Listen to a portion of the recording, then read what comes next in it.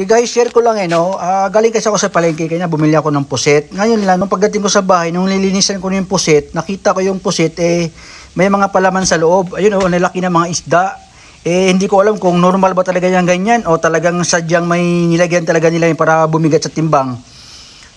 Duda ako, may hukos-pukos siguro yung ganyan Sobrang dami kasi, halos kasi lahat ng puset may palaman sa loob, mga isda. Ate, ito lang masasabi ko sa iyo, kilala pa naman kita. Sa sunod ate, ayusin mo yung negosyo mo, yung pagtitinda mo, wag mo haluan ng kalokohan, Kasi pangit po yung ginagawa mo, naluloko ka po sa kapwa-tao.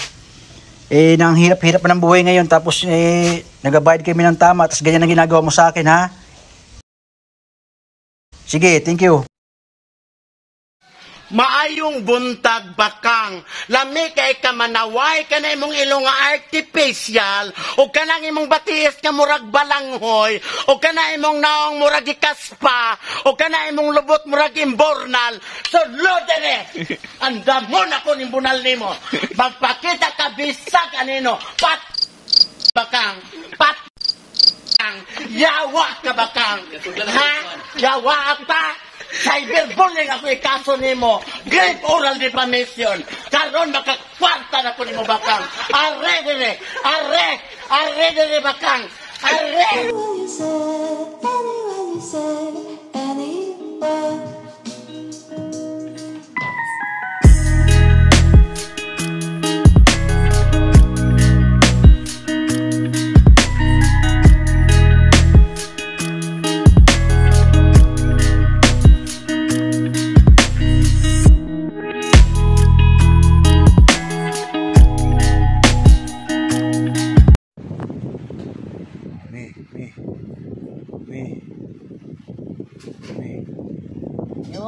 Gisingin mo ako, Tarantado to, Natutulog ako.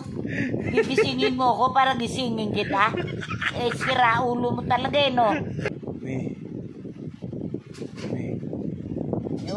Gisingin mo ako, Tarantado to, Natutulog ako.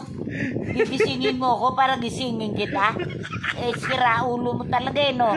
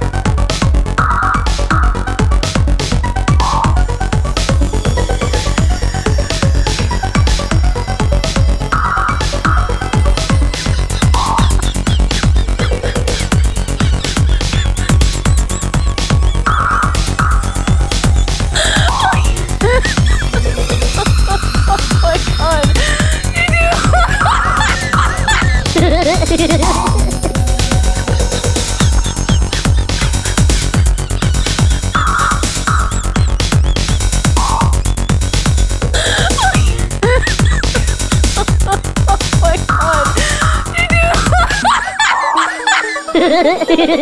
God.